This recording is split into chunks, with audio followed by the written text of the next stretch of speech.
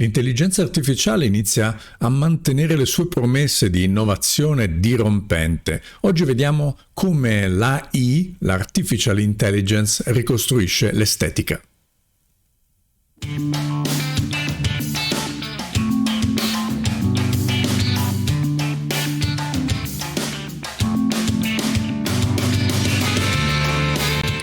Tempi digitali, allora eccoci qua, un caro saluto da Mauro Lupi.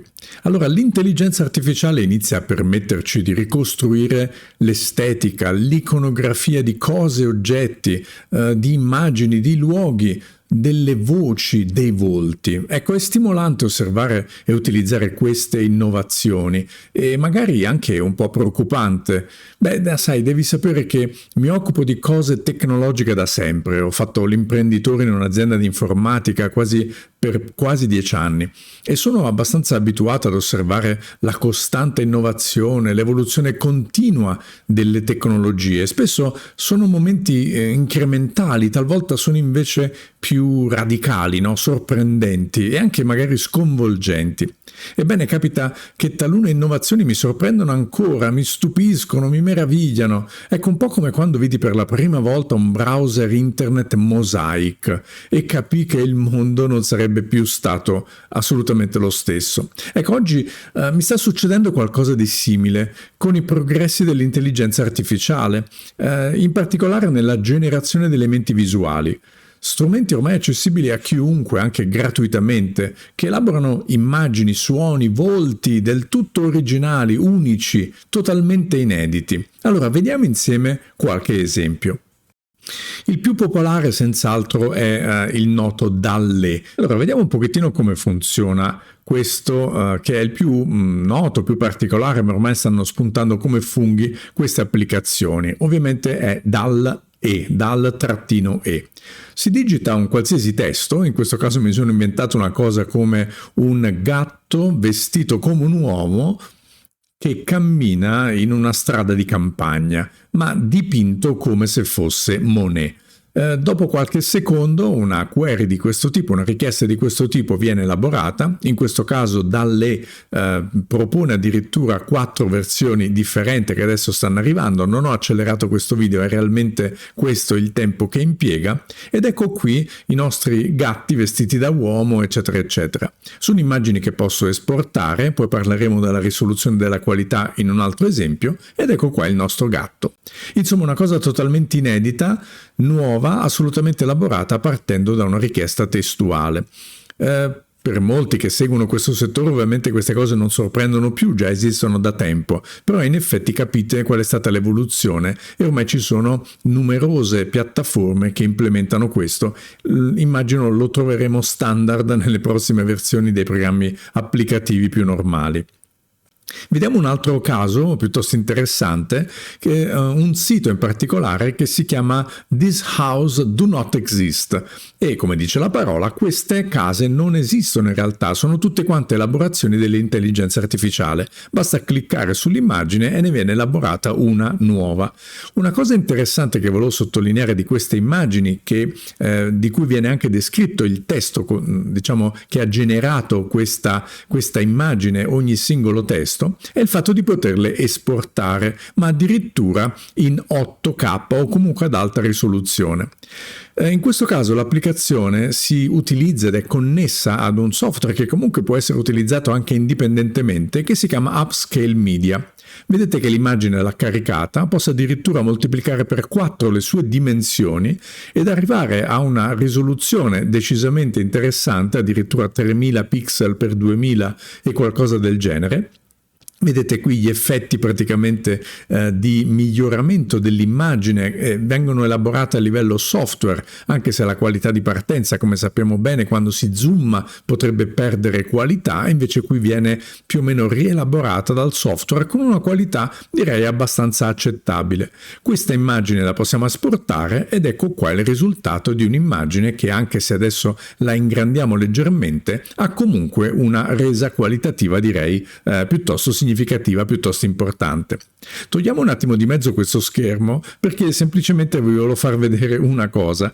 Mi sono divertito anch'io nel mio studio digitale a elaborare qualche immagine con l'intelligenza artificiale e ci ho aggiunto qualche elemento, diciamo, di arredamento e i risultati sono di questo tipo. Questa era la mia terrazza originaria, questa qui è una bella immagine elaborata appunto dall'intelligenza artificiale. Alcune di queste immagini le ho prese proprio da This House Not Exist e ho aggiunto, diciamo, quella interpolazione che ne ha aumentato la qualità e appunto ho aggiunto qualche elemento di arredamento, in questo caso il vaso di frutta, quella poltroncina di legno, la pianta, eccetera. Ecco, ce ne sono tante che possono essere elaborate, da cui potete immaginare quale può essere assolutamente la fantasia, no, che ci può portare a scatenare nuove immagini, nuove ambientazioni in scenari del tutto inediti, del tutto nuovi, fino ad arrivare a una bella vista di un mare. La barca l'ho aggiunta io, il resto è più o meno elaborato da un'intelligenza artificiale.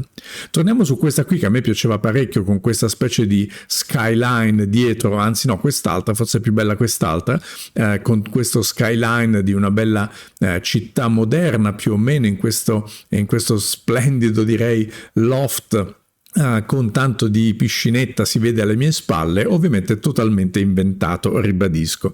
Ci rimettiamo qua. Vi volevo adesso parlare di un'altra cosa.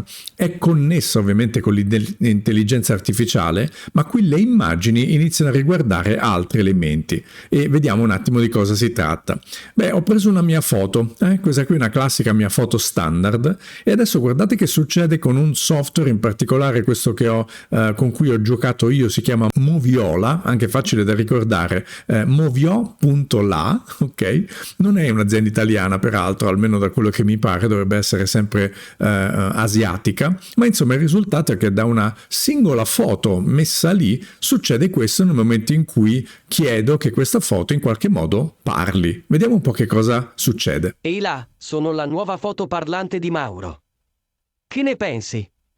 Non so, che ne pensate? Ecco, questa praticamente è una mia foto statica, ma a quel punto l'appetito viene mangiando, e perché non far dire a questa foto di questo Mauro Lupi qua qualche cosa magari in qualche altra lingua? Ho scelto una lingua inglese tanto per comodità. Hi everybody. What does my talking photo look like? Non so se avete notato, ma si muovono anche un po' gli occhi, oltre che il labiale, si muove anche addirittura il viso, e questo da una foto, insomma, di qualità decente, niente di che mostrava semplicemente il volto di una persona. Io mi sono permesso di far dire delle cose alla mia foto, ma ovviamente potete immaginare di poter utilizzare qualsiasi foto a vostra disposizione. Ma evidentemente la nuova frontiera sono gli avatar o gli human avatar, come questo qui alle mie spalle, dove la qualità in effetti è molto molto buona. Evidentemente questa non è una persona vera, non è stata filmata, ma ad un avatar di questo tipo posso far dire anche in questo caso quel che mi pare. Sembra proprio che gli avatar come me potranno avere un ruolo importante in futuro. Che ne dici? Insomma, avete capito qual è il senso di queste cose, e secondo me anche qual è la potenza, la rilevanza. Cosa ci aspetta questo mondo? Ma indubbiamente tante cose interessanti, è affascinante, è preoccupante, è inquietante, eccitante, forse un po' tutte queste cose, no? Ecco, di sicuro la tecnologia sta aggiungendo nuovi segni, nuova estetica al nostro mondo, nuovi modi di rappresentare non solo le cose, ma le persone, gli individui, ciascuno di noi. Ecco, di sicuro avremo modo di riparlarne, no? O magari di farne parlare i nostri avatar. Io per adesso vi saluto, vi ringrazio, vi aspetto alla prossima puntata di Tempi Digitali. Un caro saluto da Mauro Lupi. Ciao!